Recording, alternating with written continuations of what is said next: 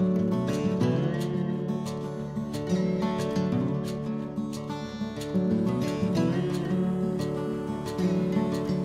everybody, and welcome to day number 65 of the New England farmhouse renovation. It's been 5 days since I last posted, and so much is happening.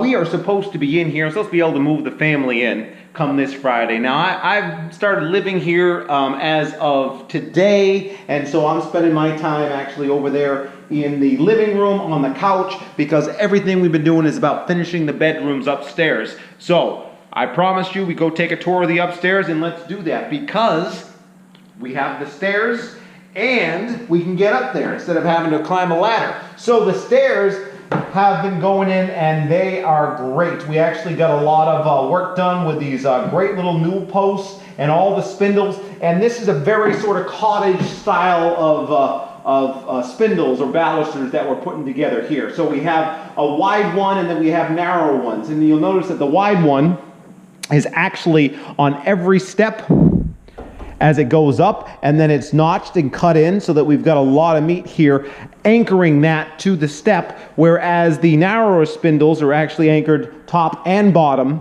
and then the handrail is going to go on afterwards. And so we've got all the handrails pre-cut right here, well, I don't mind putting that on there because this thing is practically a work of art. And so these handrails are going to go in, and this is that Spanish oak I talked to you about. And so this is the same treatment we do here, except this treatment on the steps and on the floorboards is a weathered look, and that gets the whitewash before the Spanish oak, and then we just have the straight Spanish oak here. And so everything's been cut, and these are going to get screwed in from the bottom of the baluster rail and into it. So that's going to go the whole way up. So the railing is in, and now we don't really feel too terrible having to kind of climb this. It's nice and sturdy, and that sturdiness really comes from the fact that we have that extra wide baluster at every rise, and that gives us a little bit more to anchor into.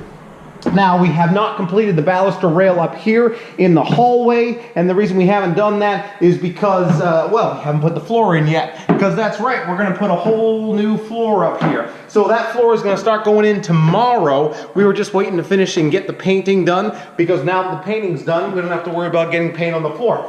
Here we are in Aiden's room, and we talked about this. This is the kids' room, and Aiden really kind of worked his way into putting his design, because we're trying to really inspire him to kind of pick up the mantle, as you were, and continue this on. So before there was not a closet here, before there was a wall, and you can see the groove there in the floor, and then that was actually given over to the bathroom, and the bathroom had this very long, sort of awkward closet that was accessed from the bathroom. And there was a closet on this side here, and we walled that off because we needed that extra space for the railing. So what we did was we put a closet in over here. We took that space back from the bathroom since it wasn't really usable. And that didn't mean we lost anything in the bathroom, because the bathroom has these two little cubbies here, one on this side, one on the other side. And we wanted to do a little linen closet. And so this is a little bit of space that we gathered back from that closet, and that's going to be just a really brief linen closet, very shallow, couple of shelves, and that's going to give us plenty of room here in the bathroom, which has been primed. And so everything's kind of really coming down to the wire here. We've got a glass door that's going to go in here and then complete the shower. The toilet fixture was fine. We got some blinds going to go on the windows. The light fixtures are fine. We've got our fan unit in here. It's the same fan unit we put downstairs. This one's a little bit easier because we had access to the attic. And then, well, we got a whole bunch of doors. And the doors haven't really come in yet because I got to make them because they're all special sizes. And we can see here we had a very similar issue that we had in the kitchen, where they leveled up this floor in order to have at least a level spot in this otherwise sagging and leaning house.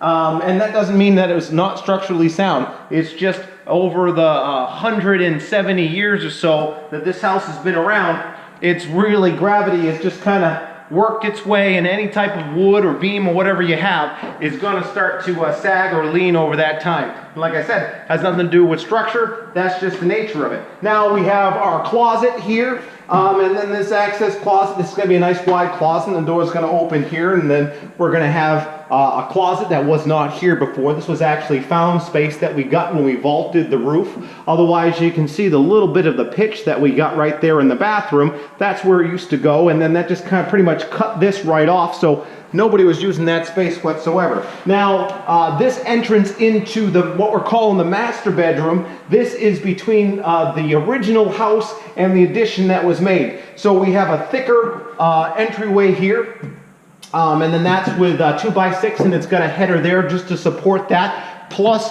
all that extra trussing we did to marry these two roofs together. So here we are in the master bedroom, and it's a pretty big expanse. You know, there's only 2 windows, and as was the style here, they're just very narrow. We've got a partial dormer here, and it's just a very narrow window. In fact, it seems the dormer was made just for that window to get some light into here. And then on this side, if you can picture the perfect spot for a bed being right here, we've got his and her closets.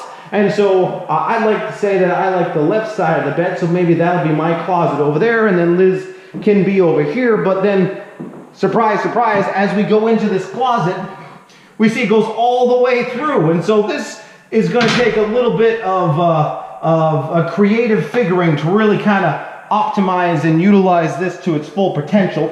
And we're not there yet. Right now, we're just really into finishing all the last of our plaster work here. We can see where we got that. That's still wet. I put my hand in it. We'll have to touch that up tomorrow. And then over there where we had that ice dam in the winter, which seems so long ago now, well, that's all been re-insulated and covered over, and that's drying. So that'll get primed, and then this is going to get that neutral gray look.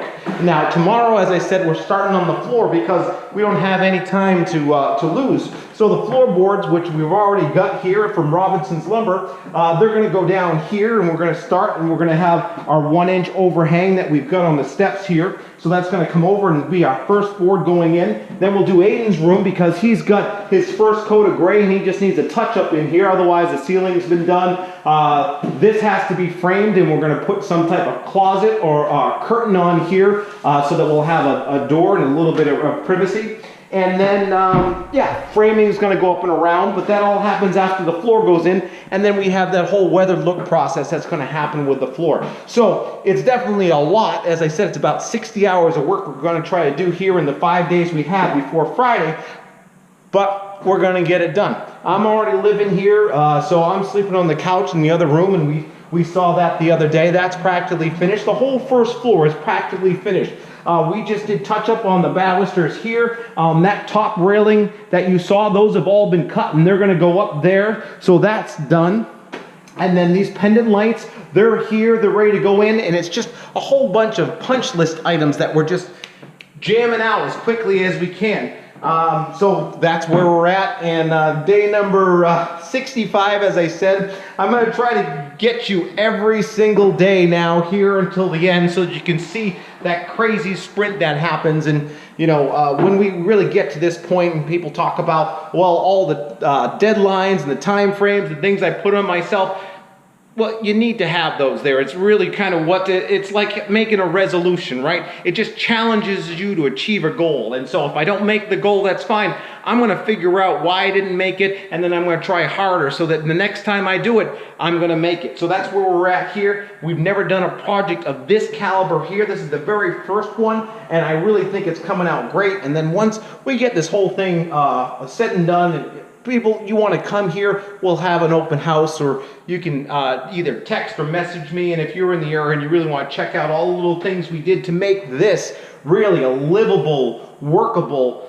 1800 farmhouse, bringing it up to the 20th century. So thanks for watching. We're home finish here, so literally the home finish. I'll post from every day on now until Friday, just so you can see all the craziness that happens and you can really appreciate the work that goes into it. So thanks for checking it out. Thanks for really busting me up a bit and then motivating me, because you all have been motivating me with your questions, and really you're like a personal trainer out there. You're getting me to really push myself to get these projects accomplished, and I appreciate that. And one of the ways that I really hope to show my appreciation is I put the punch list up on the coloredspots.com page, and if you haven't gone there, it's basically, hey, tell me the 10 things that you need to get done at your house or for your project put them up there, put up what you have for a budget, and then I'm gonna figure out if it's something that I can do in that budget or a way that we can actually find some help for you. So please jump over to the Colored Spots, Blocks and Pots